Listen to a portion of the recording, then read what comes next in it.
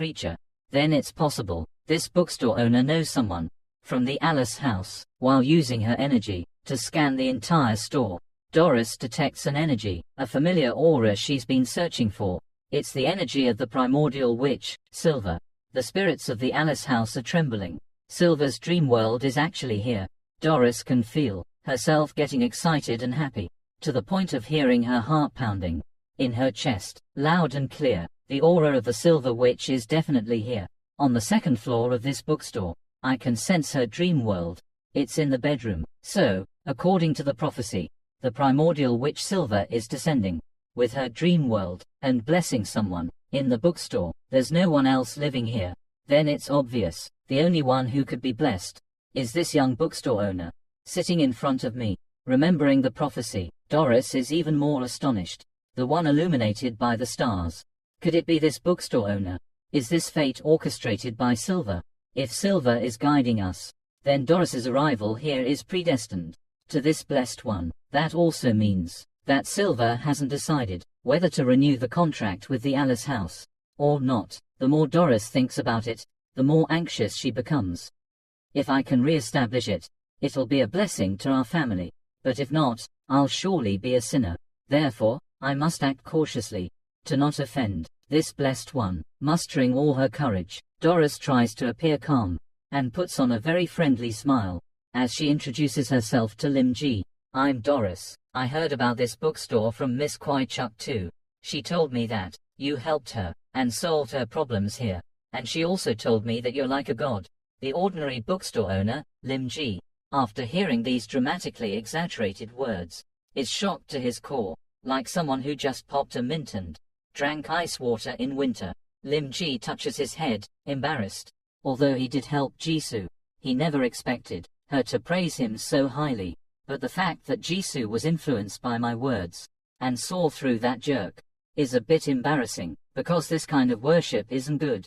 People need to think for themselves, because depending too much on someone is not a good thing. I'll talk to Jisoo about that when I see her again. I'll explain it later, but for now, I need to focus on the customer in front of me. First, he denies Jisoo's godlike worship. I'm just an ordinary person. Only a fool would believe those words. Doris doesn't believe the person in front of her is just an ordinary person. He's being too modest. It seems this omnipotence comes from Lim Ji protecting Jisoo. That's also why Jisoo calls him a god. Overall, she's a loyal fan of Lim Ji. A loyal fan who doesn't forget to recruit more fans for her idol. If she didn't need to maintain her image in front of outsiders, Doris would be waving her long ears incessantly to express her excitement and adoration. 263,007, 48,433, greater than 007, 50,400. This person is blessed by the Silver Witch. So it's not surprising that he's seen as a god. This is it. The problem this girl is facing is a family problem. Lim Ji immediately grasps the key point. Generally speaking, being the only child in a family means shouldering important responsibilities, especially in some long-standing aristocratic families. It's not strange at all. In NAC Kim, besides the upper districts for commoners and the lower districts for the infected, there's a central district that is incredibly wealthy and prosperous. Usually, long-standing families live there. If this Doris is also an aristocrat, it's no surprise that she can afford those expensive cosplays. The more Lim Ji thinks about it, the happier he feels. It seems like all the new customers I've met recently were introduced by old customers. It seems the connections I've built are paying off. If I give a few more recommendations, maybe this bookstore will soar. These past few days, I've been lucky and had a lot of customers. It keeps me in a good mood. Now, if it's a family matter, maybe I can offer some advice to some extent.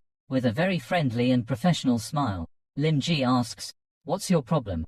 Doris looks at Lim Ji cautiously.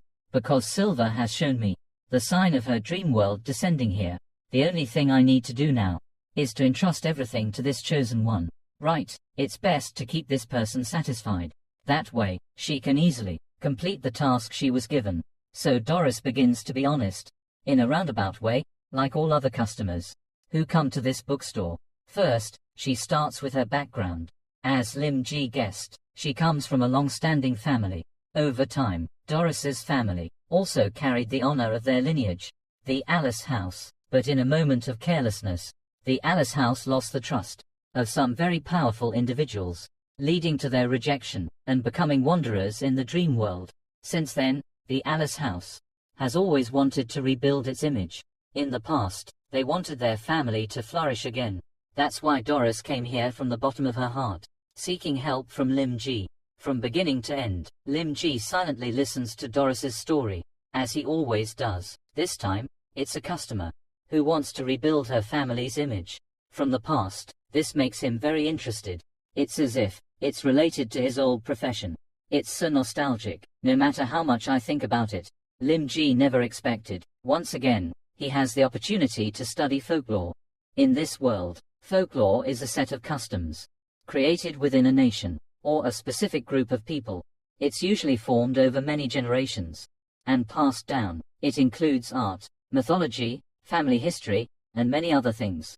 Of course, when talking about family, we can't forget the family symbol. It's the most important thing, passed down through generations. Doris's family might have experienced a major event that caused them to gradually lose the trust of others. They couldn't understand the meaning of their family symbol, and that caused them to lose their place among the nobility. After deducing as usual, beating around the bush, talking in circles but still hitting the mark as always, Lam Joy concludes that Doris came here because she wants him to find a way to understand the meaning of her family symbol and restore them to their former glory. This requires someone trustworthy and professional. Otherwise, her family will lose all credibility if they make a mistake. Once again, this is no simple matter, like giving life advice. So Lam Joy has no choice but to gamble. Gambling is always thrilling for anyone in a field they are passionate about. So, using all his knowledge, Lam Joy speaks cautiously. I understand your problem. It's not too big. Then he pauses. Hearing this, Doris rejoices inwardly, both nervous and expectant. It seems her Iris family might regain their former glory. A long silence stretches between them. Both are anticipating something. Lam Joy is gambling on his advice. With all his knowledge, Doris is gambling on her family's fate. Just then, a knock on the door interrupts them. It seems a new customer has arrived. But what the is this blinding light shining right in his face? What the hell is this? Lam Joy instinctively shields his eyes. This light is like a headlight, and it's shining straight into the bookstore. Or rather, it's shining directly at him. But Lam Joy's bookstore is located by the road, so unless it's intentional, that headlight couldn't possibly reach here. Doing something like this in bad weather isn't very friendly. If it is a customer, it's not very pleasant. But if it's someone here to check his papers, that's a bit unsettling. This bookstore was opened without a license. Oh right, outside, a bunch of police cars are parked there. In the drizzle, headlights from those cars shine directly on Lam Joy's bookstore. A police officer steps out of a patrol car, holding a loudspeaker in the rain. His shadow stretches across the bookstore's door. He puts his mouth close to the loudspeaker and starts yelling. Whoever is inside, you have violated the law of Nokia by trespassing and impersonation. You are now under arrest. Lam Joy sits inside the bookstore, holding his head and thinking. This can't be happening. No matter how he thinks about it, this arrest is ridiculous. But sitting inside and pondering won't help. It's useless. Lam Joy can't just stay inside. He needs to go out and assess the situation. But those headlights are way too bright. Besides, this might not be a bad thing. He can take this opportunity to see what kind of situation would make Inky appear if he's forced to leave the bookstore. Maybe that's a good idea. 2. Just as Lam Joy is about to step outside, Doris speaks up, stopping him in his tracks. Doris frowns as she looks out the door, clenches her fist, and says, I can't believe there are people like this. Wait here, I'll deal with them immediately so we can talk. Since Doris has stepped forward, Lam Joy doesn't need to go out and investigate anymore. He decides to stay inside his bookstore and observe. But Doris's expression is a bit strange. Lam Joy tilts his head, looking at the girl standing in front of him. He feels both confused and bewildered. She looks even more nervous than he is. But regardless, Doris's current reaction is quite reasonable. She came to him for help, but as soon as he agreed, it's like someone interrupted them. This could explain why Doris seems so tense and annoyed. Moreover, judging by her tone, the people outside seem to be here to cause trouble. Doris is standing right in front of the counter, so she has a clearer view of the situation than Lamb Joy, who's behind the counter. After all, Doris is a noble, so she must be familiar with such troubles, while Lamb Joy is speculating all sorts of things in his head. Doris glares at those people with overflowing rage. These lowly, disrespectful beings dare to disturb the bookstore, the place where their server descended. How audacious! Hearing Doris speak like this, Lamb Joy is certain that those people are here for him, and her tone suggests that those rude people are nothing to her. But still, Lamb Joy believes that a bookstore owner shifting responsibility onto a customer is not appropriate, so he hesitates a bit before suggesting that he should handle it himself. It might seem a little confident, but Lamb Joy is quite confident in his persuasion skills. Stalling for time is a piece of cake for him, and then he could call some customers who could handle this, like Reset, for instance. But Doris is extremely annoyed by these people's disturbance. Moreover, in her eyes, Lamb Joy is now an existence, almost on par with Alice, a deity, so she doesn't want those people to insult the sacred being she worships. Besides, these people are nothing to her. Although their commander might be a bit troublesome, her identity might be exposed, but that doesn't matter anymore. Lamb Joy has accepted her request, that's enough. So Doris immediately assures him, from now on, they won't lay a finger on you. I've received your approval, so it's my honor to handle this. Although Doris's attitude is resolute and enthusiastic, Lamb Joy can't help but think and speculate in another direction. Specifically, Doris might think he's looking down on her family if he doesn't let her help, so there's no other way but to let Doris think that. Making Doris believe he's looking down on her family is not a good thing. Lamb Joy sighs and says, "Okay, I understand. Be careful." Doris nods with a smile and says, "Yes, please wait a moment." These customers who come to this bookstore, every single one of them, are masters of deduction upon deduction. After receiving Lamb Joy's approval, Doris believes it's a test. It's also a condition he has set. Simple, it means Lamb Joy promised to tell her secrets as the Blessed One, but then he mentioned new customers who were actually enemies. This situation is crystal clear. Lamb Joy wants her to confront them and demonstrate the Alice family's resolve. Doris's eyes flash with her family's symbol, signaling her activation of power. If she's not mistaken, the source of that light is not just a few meters outside the store. It's at an altitude of 1,437 meters, high above the clouds, where the Crimson Cult is plotting their evil scheme, with a multitude of magic circles. Moffy's coffin at the center. From that coffin, a powerful blast of energy surges towards the earth. Soil explodes from the ground, propelled skyward by the coffin's gravitational pull, and all of it will become a source of power for it. For that bright spot, staring down at Lamb Joy's bookstore, Murphy stands before her coffin, debris levitating around her. She clasps her hands together, as if in prayer. Her entire body glows, and her lips part slightly to chant a dark incantation. Just then, someone calls out to her. Murphy. She slowly opens her crimson eyes and looks at the person. The person, receiving a signal, says, "The secret tower has been alerted, and they're on their way. Due to insufficient manpower, we can only hold them off for 10 minutes. Murphy listens, then laughs coldly and says, "I've completed the Death Nova. There's no need to stop them. Prepare the teleportation ritual." The Crimson Cult subordinates immediately activate the teleportation spell. As for Murphy, she is incredibly satisfied with her preparations. This Death Nova can even injure White. In his prime, she's completely unaware of the power behind Lamb Joy, the creator of this world. She doesn't know that he's immortal. Instead, she boldly warns Lamb Joy. Moffy's followers would never have imagined that inside the bookstore, Doris is watching their every move and listening to their arrogant words. Those dark mages are truly insane.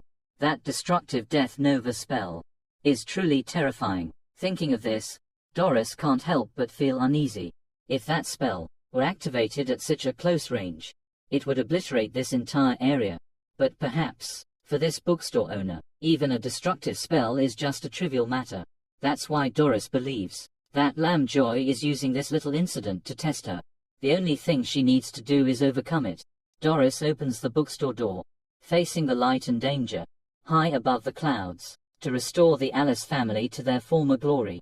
This time, she must bravely face the danger. Somewhere in the past, a devout nun was in the chapel.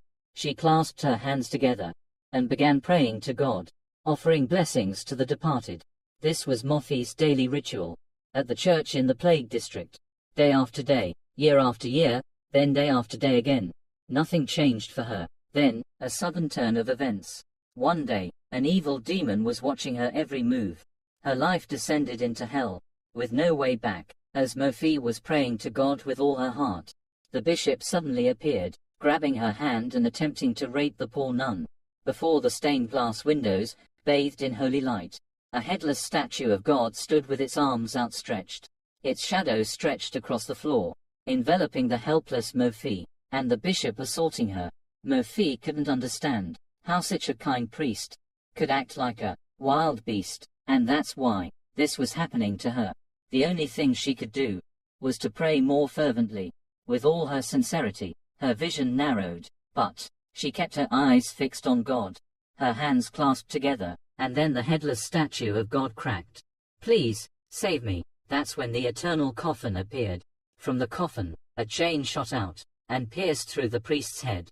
There was no sound. The chain retracted, pulling with it blood that sprayed from the priest's head in an arc.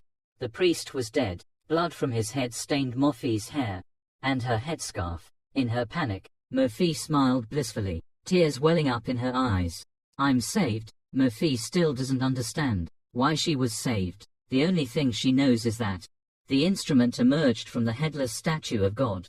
When she prayed, her prayer was answered. It was her only thought at that time, was the God-given tool, a treasure of her own, the eternal coffin, a treasure containing the destructive magic of resurrection and death. With that power, Moffy established the Red Church. By her own power, her strength reached the destruction level, and so, she became a destruction level dark mage. But over time, Moffy's personality became more ruthless than anyone else's. She wouldn't hesitate to use any means. If anyone opposed her, in her eyes, she is the only one chosen by God and given the right to rule over the common people. That's why White's interference enraged her so much, and the reason for that interference is Lackey. Moffy raises her hand to the sky, gathering energy to unleash the Death Nova. Now she doesn't care if anyone from the secret tower finds out. The only thing she wants to do now is to eliminate that little bookstore for interfering with her plan. Yes, she's that crazy, even though unleashing the Death Nova will cost her 80% of her magic power. It's worth it to her to make what she hates disappear. Against this Death Nova, only those who have reached the unknowable level have a chance of survival. And in Moffy's eyes, Lackey is not at the unknowable level. She arrogantly believes that Lackey will regret opposing her, even though he has no idea who she is. But for her, that's not something an ordinary person like her needs to know. And then she unleashes the Death Nova. The power of this destruction level spell is truly terrifying. Just from its activation, even ordinary people can feel its destructive force. From the sky, the Death Nova appears, tearing through the clouds, and descends below, where Lackey's bookstore is located. The Death Nova hits the ground, creating a massive explosion, with earth-shattering power. It's true what they say, no one below the unknowable level can survive. Those in the Red Church, seeing the power of the Death Nova, become even more devoted to Moffy. Praises are showered upon her like rain. Watching the Death Nova getting closer and closer to the bookstore, Moffy feels even more delighted. At this moment, the bell on the bookstore door rings twice. The door opens, Doris appears, and so does the Death Nova. Its destructive power has almost reached the door. Those dark mages in the sky, specifically Moffy, can see the face of the newcomer. It's an elf. Moffy never expected an elf to appear at this small bookstore. Doris doesn't say much. She coldly raises her hand. From her palm, a blinding golden light gradually appears, and from within the light, Something resembling a sprout emerges.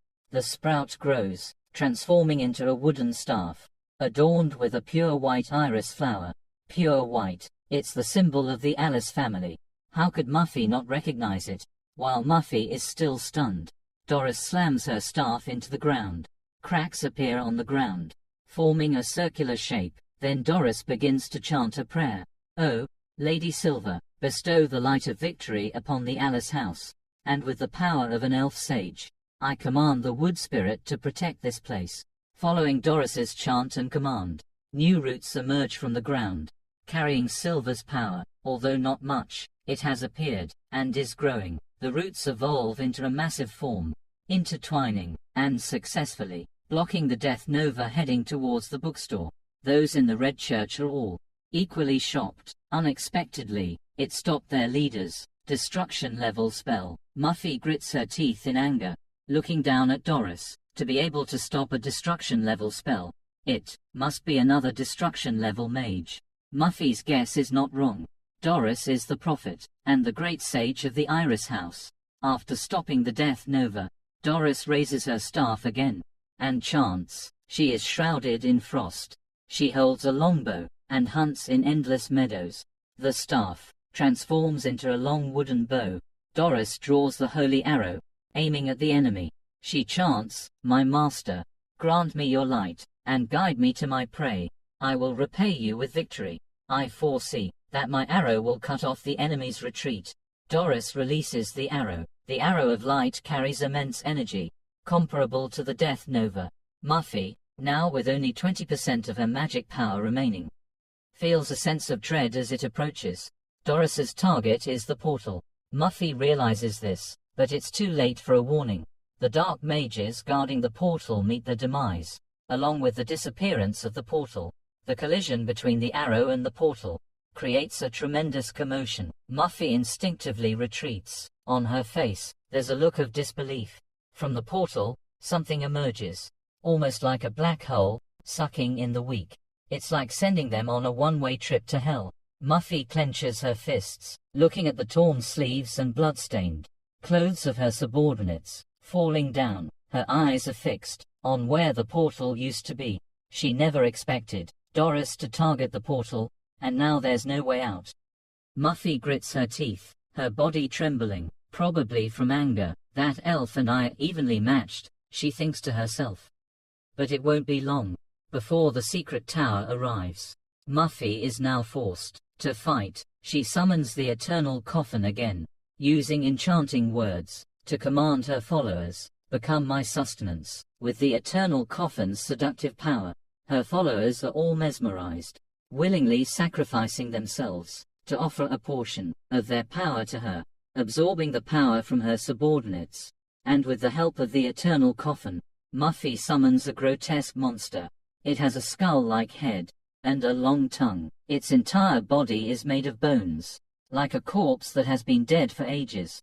And now Muffy is riding on this grotesque monster. Standing on the monster's back, she looks at Doris and laughs triumphantly. Surprised, the eternal coffin has the power to revive dream beasts. "To serve me. See, dream beasts are the strongest. I'll kill you, and then I'll use this dream beast to enter the dream world and kill that bookstore owner. It's over. Die, elf," she shouts, as she commands her dream beast to attack Doris. Witnessing this scene, Doris remains calm. Moreover, she mocks Muffy. "How vulgar," she says coldly. "That's why you're going to die." Muffy, sitting on the dream beast, shouts angrily. "What did you say? Don't you find this dream beast scary?" "Scary? It is scary. But to those from the Iris family, it's nothing." With a confident smile, Doris says, "You'll understand soon enough." Doris's eyes glow, meaning that she is using her family's power, the unique power of the Alice family. Those ordinary things are nothing to her. The Alice family is protected by the primordial witch, and granted the power to control the dream world. "You dare use a dream beast against us?" "Doris, I don't know whether to praise or criticize this dark mage. She's clearly powerful but lacks brains." Muffy, sitting on her dream beast, remains confident and shouts, "How ridiculous! This dream beast is the most perfect species. Just wait and see. The ignorance of the uninformed is truly laughable. Doris is more than happy to give this fool a lesson before she dies. I think you've misunderstood, she says with a smile. Dream beasts are born from the dream world. A spatial rift suddenly appears in front of Muffy. It's nothing other than a rift leading to the dream world, and from within this space, the dream beast Doris summoned arrives. Looking at the creature slowly crawling out of the rift, Muffy's whole body trembles, as if a current is running through her. She feels cold, and sweat drips down her face. Looking at the expression of this foolish dark mage, Doris finds it even more amusing. She really doesn't know what this is. The creature Doris summoned is the nemesis of the dream beast that Muffy is riding. Its name is Niggurath. Niggurath coldly reaches out its massive hand towards Muffy. Muffy, as always, wears an expression of disbelief. She can't believe she failed. Seeing her success, Doris smiles with satisfaction and closes the dream world rift. Recalling the dream beast standing in the night wind, she enjoys her victory. Looking at the spot where the dream world rift disappeared, where Muffy met her end, Doris smiles sarcastically and says, "Maybe you'll remember this in your next life." There's no guarantee, unless the prophecy says so. Inside the bookstore, Lackey is still leisurely enjoying a cup of steaming tea that he just brewed, when he suddenly feels the floor shake, as if there's an earthquake. Holding his teacup, he stares at the window and wonders if Loki is experiencing a natural disaster. I hope Doris is all right. He can't see anything in the dark night, only fog, but the car lights are off, so they must have finished their conversation. Just as Lackey is about to go out and check, Doris returns, completely unharmed. Although things took longer than she expected, everything is settled. So, in front of Lackey, Doris suddenly turns into a giddy fan, smiling and saying, "You don't mind, do you? Shall we continue?" Lackey stands behind the counter, looking at Doris, observing her from head to toe, making some deductions. She seems a bit pale, and her clothes don't seem wet, even though she was out in this weather. Lackey can't help but admire nobles like Doris. They truly don't need to put in much effort in situations like this. Lackey smiles and says honestly, "Sure. It's raining heavily, and it's drowning out some of the noise outside." Yes, a very ordinary sentence, once again interpreted by our overthinking guests in a different way. Facing Muffy, her heart didn't pound like it did when she faced this man. Doris clearly used a silencing spell to avoid disturbing the one favored by the witch Silver, and even used a holy barrier to block all attacks. So there's no reason why this man wouldn't know anything. Yet, he blames the rain. This man is unfathomable. Doris can't help but try to decipher the meaning behind his words. Is he trying to tell her that the current turmoil in NAC Kim is because of the rain? Or is it the hunters, mages, the secret tower, and the Truth Society? There are hidden messages everywhere. Compared to everything happening now, two annihilation-level mages fighting each other means nothing to this man. The sound of their battle is just ordinary rain to him. Doris feels like she's realized how a powerful gaze perceives the world. I can't imagine why this bookstore owner is connected to this rain, but it's enough to make a dark mage ignore the rules. And I'm afraid that later on, more things will happen. It's hard to decide whether these things are good or bad, but no matter what, I must please this man. So, Doris puts on a polite and friendly smile and says, "I'm glad you said you wouldn't be bothered. They'll never bother you again." This is Doris's firm assertion, as well as a statement on behalf of the Alice house. After all, their Silver is here. Anyone who dares to target them will face a gruesome end. Needless to say, Limji smiles and says, "Well said, thank you. The weather in Loki is getting worse. I wonder when it will get better. But on the other hand, it brings more customers to my place. Don't get me wrong, I'm not someone who rejoices in others' misfortune. Actually, I preferred it before. Fewer customers, but life was peaceful. I could sunbathe and read when I was bored. I think this weather will pass soon. And if everyone works together, this situation will improve." As soon as he finishes speaking, Doris's heart starts pounding in her chest. Filled with anxiety and fear, Just as I thought, or rather, not exactly. This man in front of me is in control of everything.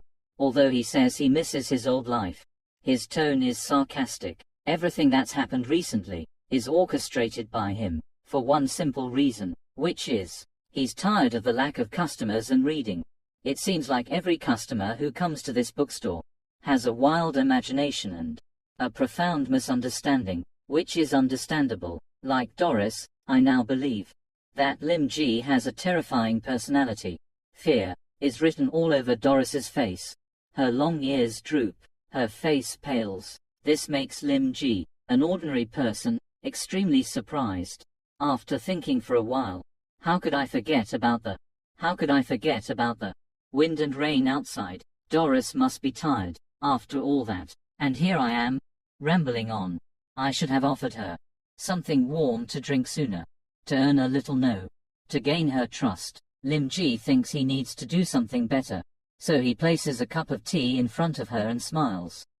Let's change the subject. Thank you for what you did. Have some tea and take a break.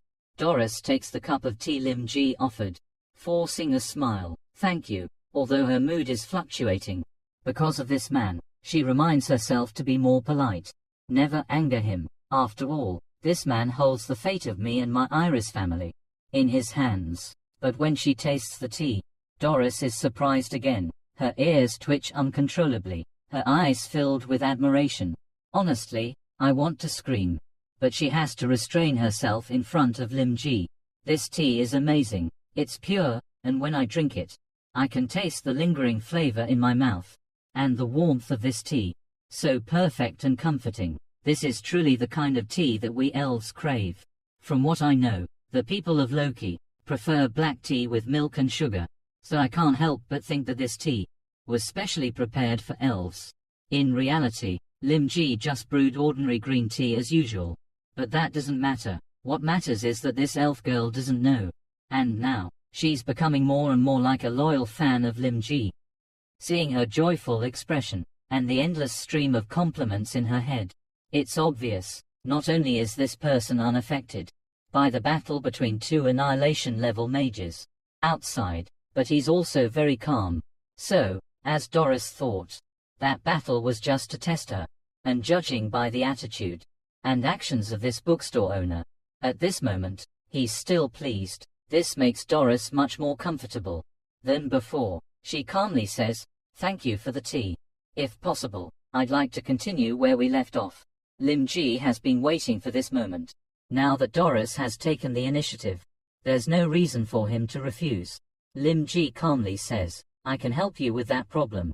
However, the path to regaining your reputation won't be easy. I'll do everything I can, but it largely depends on your support." The more Lim Ji speaks, the more confident he becomes. He smiles encouragingly, cheering himself on. "I need to emphasize the difficulty first. That way, I can earn more, once it's solved. After all, money is the ultimate capital. Lim Ji can't escape its shackles, even though his thinking is very simple. But Doris is very nervous at this moment. She nods, unknowingly biting her lip. To be fair, this task is very difficult. Reputation is the key to a fallen family's return to its former glory. From their previous conversation, it seems that Doris belongs to the Alice house. Moreover, it was once a very prestigious family.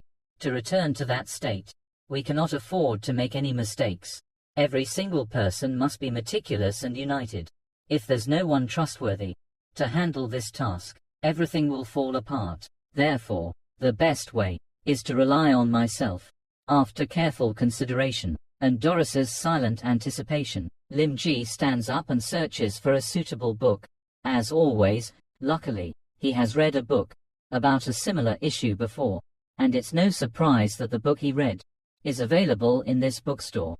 In this country, education is almost non-existent. Lim Ji learned this when he gained some authority in the Truth Society through a friend. After joining, he wrote a popular series of books on science and folklore, along with rituals and folk tales he had written before, and the result of that process is the book he's holding, Symbols and Emblems, a study of family crests. Doris looks surprised. when Lim Ji hands her a book. She didn't expect the plot to be so unexpected, but if it's this bookstore owner, he must have a reason for doing this.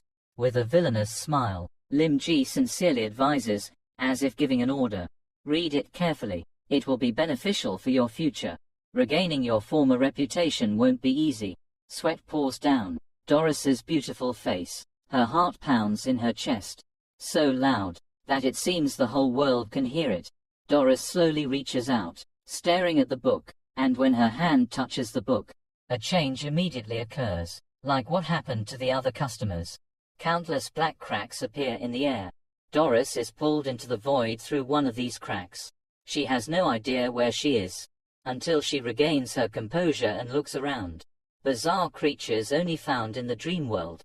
She realizes that what just appeared is the dream world, and she's been pulled into it. Even for a member of the Alice house, getting lost in the dream world is very dangerous.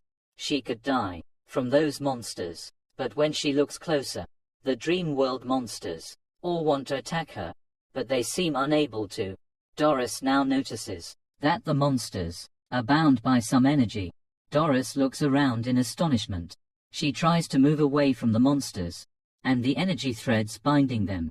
The energy threads are intertwined, forming a net. The dream world crack she sees is actually a magical star, and the dream world monsters are trapped behind energy barriers, completely unable to escape. Lost in thought in the dream world, Doris suddenly comes to her senses. Her back is drenched in cold sweat. Her face is a mixture of joy, anticipation, and bewilderment. Fearfully, she holds the book Lim Ji gave her. On the book is the symbol she saw earlier. This book has given her a glimpse into some kind of symbol. Seal, resist, protect, retreat. This symbol is created specifically for dream world monsters. Moreover, what's even scarier is, this book also shows me a premonition. What the hell is going on? How is this possible? This is unreal. After waiting for Doris to finish her thoughts, Lim Ji smiles and says, this book will help you understand what you're facing. It will also help you remember information more easily. I won't explain too much, because it will only complicate things. Actually, the book he wrote is just about some scientific issues, and it seems to be suitable for someone like Doris. But to ask more relevant questions, you should read it. Doris nods cautiously. I understand. I'll read it carefully to understand it. Usually, it takes a long time to enter a prophetic state, and Doris spent centuries receiving information about the prophetic witch. Even then, she tried to deny the prophecy. However, this book can do it. It instantly puts her into a dreamlike state. Such immense power, contained within a small symbol. Doris wonders how much knowledge is hidden within this book. It's like an ocean of knowledge. The more I read, the more endless it seems. At this moment, Lim Ji coughs and says, I forgot something. Out of nowhere, his words startled Doris. Her heart pounds with anticipation, waiting for Lim Ji to continue. Who would have thought that Lim Ji would say something so ordinary? Since this concerns the entire Alice house, I suggest everyone in the Alice house reads it.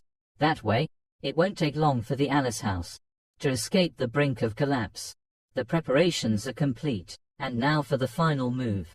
Lim Ji says sternly, you know I have a lot of other customers, and I'm not very free. It seems that Lim Ji's intentions are being misinterpreted by Doris. She's extremely terrified now. It feels like I just tripped and fell into an abyss, then woke up with a start. If Lim Ji knew that I'm turning him into a demon in my mind, just because he's making me feel that he has very little time to serve me, it would be hilarious. But that doesn't matter. What matters is that Doris understands how important he is. Blushing slightly, Doris says shyly, I understand. Since this book is valuable, there must be more than one copy, right? So I'll buy another one, so everyone in my family can read it. And don't worry, I'll read it carefully. We'll do our best to follow you. We'll give it our all. Lim Ji nods and forces a smile. He doesn't understand why Doris said that. He feels that this understanding, there's something wrong with her understanding. But it seems he doesn't need to worry too much about it. To him, Doris is just a wealthy customer. And the only thing he has to do is be sincere. Lim Ji walks towards the bookshelf and pulls out a similar book. Doris, standing behind him, with her elf's superhuman vision, sees everything. Immediately after Lim Ji removes the book, another identical book appears in its place, as if by magic. This is strange. Doris desperately wants to ask, but she has no way to ask. She doesn't know what to say, so she decides to wait until Lim Ji has gathered all the books. Finally, after finding all the copies of the book, around 30 in total, Lim Ji puts them in a box and packs them up for Doris to easily carry back. Doris is bewildered. A book like this, how could there be so many copies? Powerful people are truly incomprehensible. Suddenly, there's a noise on the table. Lim Ji places a box of green tea on the table and smiles. This is a welcome gift. You seem to like it. If you want more, feel free to visit me again. Come back anytime. Yes, this is a potential and wealthy customer, spending a fortune to buy 30 books. It would be a shame to let her slip away. Doris didn't expect Lim Ji, after bestowing such a precious favor upon her family, to also gift her that incredibly delicious tea. It's enough to understand how thoughtful and kind this man is. So from the bottom of her heart, with all sincerity, Doris says, "We are very grateful for your guidance. If we regain our reputation, the Alice House will fully obey your orders." Sometime after the battle ends, Joseph's organization arrives. The only thing they find is a scene of devastation and plowed earth. Only the front of the bookstore remains intact, without a scratch. Logic arrives at the scene to investigate, which shows how much they hate those dark mages. These guys have really caused a lot of destruction. The more he looks, the angrier he gets. At this moment, a girl from Logic's 5th squad steps forward and says, "Captain, Mr. Andrew from the Truth Society said they used forensic magic. Like we talked about, he told us not to wander around and contaminate the remaining traces." Logic is now fuming, his anger reaching a boiling point. "You want me to just stand here and watch? In your dreams," he yells at the girl who tries to intervene. Logic stands on a rock, in the rain, pointing forward and shouting, "They let annihilation-level dark mages run rampant in NAC Kim. Damn it, Kai. The magical surveillance that the Truth Society is so proud of. Pathetic. This is the most ridiculous joke I've ever heard. And the people from the Truth Society, who are cleaning up the traces below, hear every word. He's directly insulting us. Only a fool wouldn't be angry after being insulted like that. If they weren't so weak, the brick they're holding would have flown at Logic.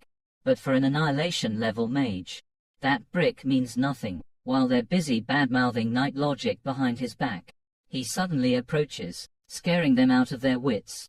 If he holds a grudge and punches us, it'll hurt. Only idiots want to get hurt.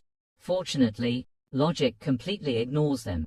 He only steps forward to examine the pit. In other words, he's walking around the investigation site.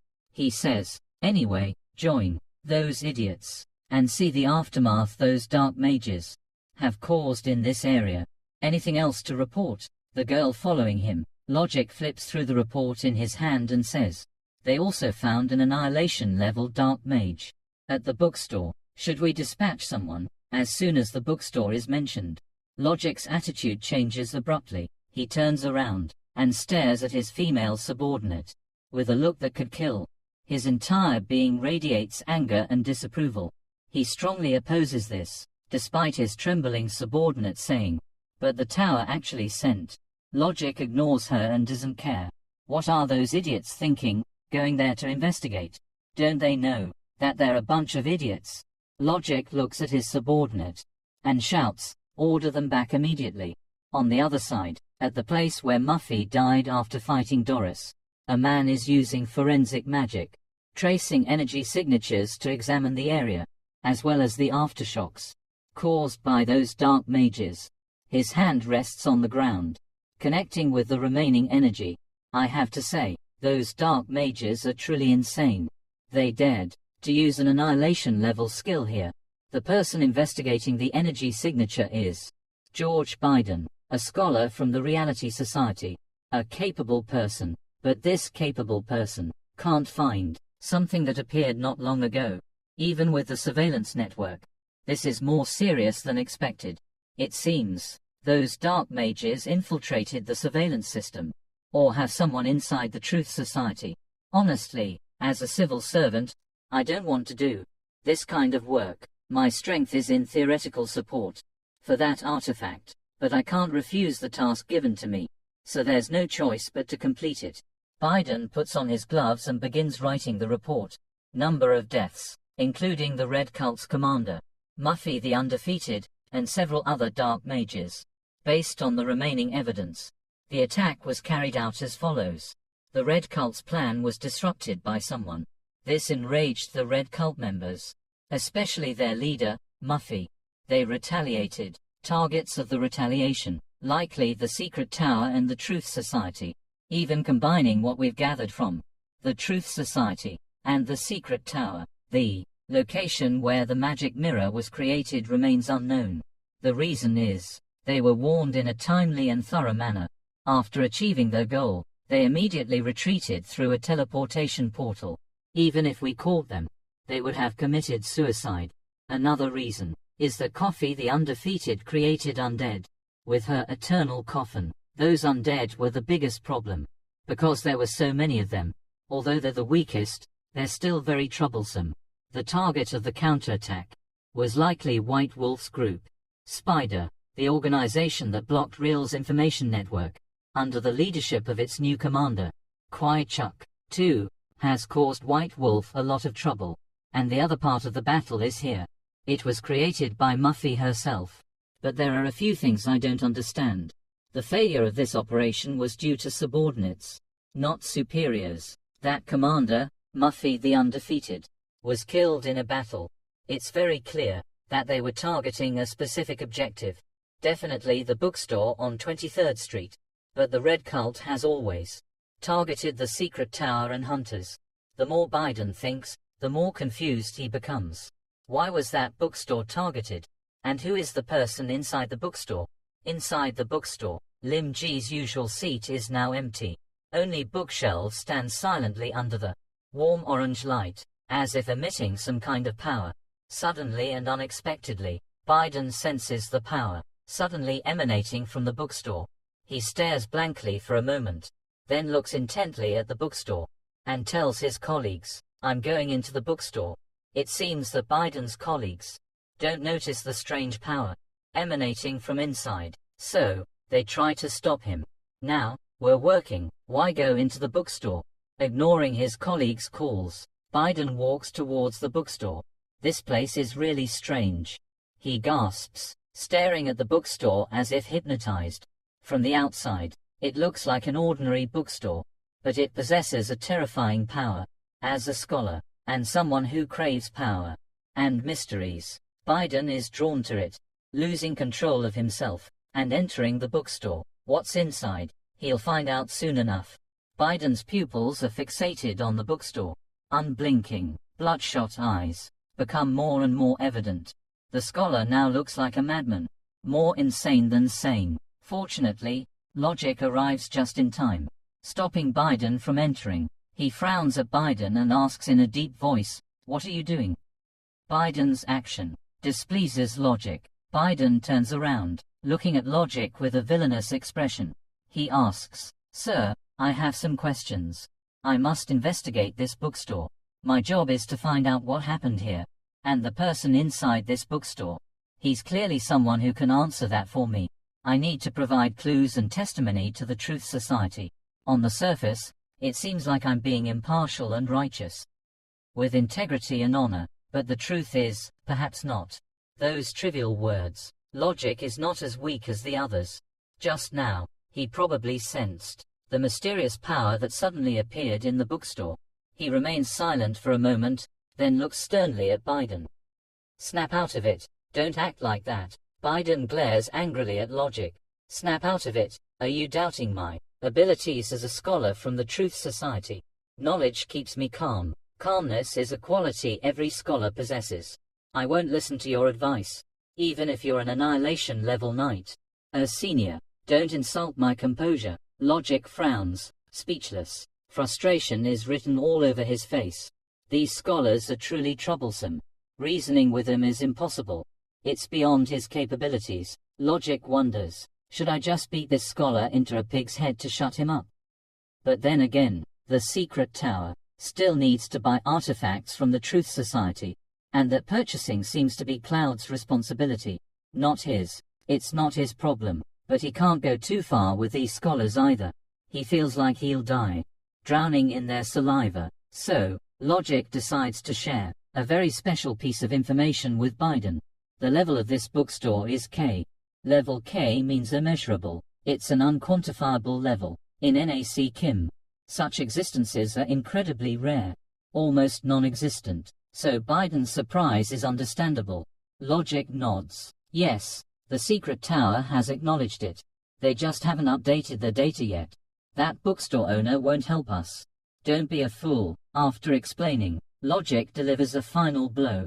He looks sternly at Biden and threatens, I think he wouldn't like people like you. An immeasurable, level K existence. Being disliked by someone like that, and going in to confront him is simply foolish. Just the thought makes Biden shudder. Moreover, the Truth Society is supposed to know everything about NAC Kim. Yet, I knew nothing about the existence of a K-level individual. Here, the magical surveillance network was built by intelligent and capable people. So there's almost nothing that happens in NAC Kim that it can't detect. The more I think about it, the Truth Society, those are all hidden messages. Compared to what's happening now, two annihilation level mages fighting each other, it's nothing to this man. The noise from their battle is just ordinary rain to him. Doris feels like she's realized how a powerful gaze sees the world. I can't imagine why this bookstore owner is connected to this rain, but it's enough to make a dark mage break the rules. And I'm afraid that in the future, there will be more. It's hard to decide whether these things are beneficial or not. But no matter what, I must please this man. So, Doris puts on a polite and friendly smile, and says, I'm glad you said you wouldn't be bothered. They will never bother you again. These are Doris's firm words, as well as a statement on behalf of the Alice house. After all, their silver is here. Anyone who dares to target him will not escape unscathed. Needless to say, Lim Ji smiles and says, that's great. Thank you. The weather in Lackey is getting worse. I wonder when it will improve. But on the other hand, it's bringing more customers to my place. Don't misunderstand. I'm not the kind of person who finds joy in others' misfortunes. Actually, I preferred it before. Fewer customers, but life was peaceful. I could sunbathe and read when I was bored. I think this weather will pass soon. And if everyone works together, this situation will get better. As soon as he finishes, Doris's heart starts pounding in her chest, filled with anxiety and fear. Just as I thought, or rather, not exactly. This man in front of me is in control of everything. Although he talks about missing his old life, his words are dripping with sarcasm. Everything that's happened recently is orchestrated by him, for one simple reason, which is, he was bored with the lack of customers and reading. It seems like every customer who comes to this bookstore has a wild imagination and a profound, yet understandable, misunderstanding. Like Doris, I now believe that Lim Ji has a terrifying personality. Fear is etched all over Doris's face. Her long ears droop, her face pales. This makes Lim Ji, an ordinary person, extremely surprised. After thinking for a while, Lim Ji suddenly realizes, but a primordial witch, how did she appear here? And what happened in the dream world? Biden is bewildered. Little Biden is terrified, but he doesn't dare to speak. Typical elves, an arrogant race, to those who harbor ill intentions, or dare to disturb the peace of the witch. Who leads the elves? Like a predator, Doris glares angrily at Biden. Every word she utters is a threat. Someone like Biden, no matter how he answers, Doris will beat him to a pulp. Half dead. Annihilation level mages are always terrifying, especially a mage from the elf race. Their power is undeniable, and now, she's furious. Facing that gaze, Biden feels like he's staring death in the face. He can't move, he can't resist. His face turns pale with fear. His spine chills. Tears stream down his face without him realizing it. He's so scared he might wet himself. It's too late for regrets now, buddy. You ignored Joseph earlier, argued with him, and entered an area not authorized by the secret tower. And now, you're facing an annihilation-level elf. I bet you didn't want this to happen. Only a fool would. While Biden is scared shitless, logic unexpectedly speaks up, saving him from certain doom. Although in terms of strength, that elf girl might be stronger than him. Fortunately, logic knows Lim Ji, and that's his lifeline. Truly merciful and compassionate, logic could have let Doris beat Biden to a pulp, but he doesn't. Instead, he stands in front of Biden and says, he was just doing his job, to investigate what happened and report back. Your master is compassionate and merciful, so I'm sure she won't mind this. Doris silently stares at logic standing before her. Finally, her anger subsides. Causing a scene in front of Lim Ji's bookstore is not a good idea, and Doris, being merciful, recounts the events that transpired here. Dark mages appeared, and tried to use a Nova Ray, an annihilation-level spell, bringing death to this area. Then I showed up and defeated them. It's as simple as that. Logic silently listens to Doris's recount. It seems what she's saying is true. The casting of the mirror spell is almost complete. The Crimson Church is nearing its final stage. But the bookstore owner seems to have targeted the Crimson Church and done something. Now, he's letting his subordinate handle it. This makes Joseph overjoyed. Lim Ji's actions prove that he's on their side, not the dark mages. So he asks, why do you think they did that? I'm still angry just thinking about it. Doris coldly looks at logic and replies, how should I know? Shouldn't I be asking you that? I represent the Alice house and just arrived in NAC Kim. Then I witnessed those people targeting my master. So, am I not involved? Besides, I helped you stop them. Not only are you not grateful, but you're also questioning me. Is this how the people of NAC Kim treat their guests? Contrary to Doris's anger, logic remains calm, and admits that he couldn't handle this matter. Therefore, we are truly grateful to the bookstore owner. Besides, in the past, Lim Ji lent me a book, and helped me solve some long-standing problems. If it weren't for this incident today, I would have visited him already. According to logic, he's quite familiar with the bookstore owner. This also means that, maybe, Doris will be understanding of their situation, and let this matter go. Sensing that the situation has calmed down, Biden finally speaks up. He smiles awkwardly and says, great, we understand now. We can go back and report to the Truth Society. We're glad we got your help in Nikon.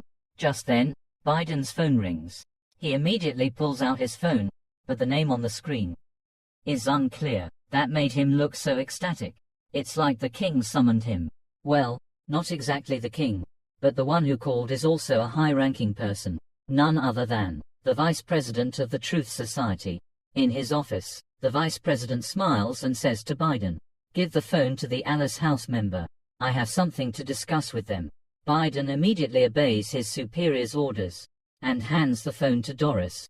Doris is surprised, but she figures she'll find out what's going on by answering the phone. From the other end of the line, the vice president of the Truth Society chuckles and says, it's been 300 years, Doris. How are you? 300 years is not a short time. It only takes a few years for people to forget the voice of someone they haven't seen, but Doris still remembers.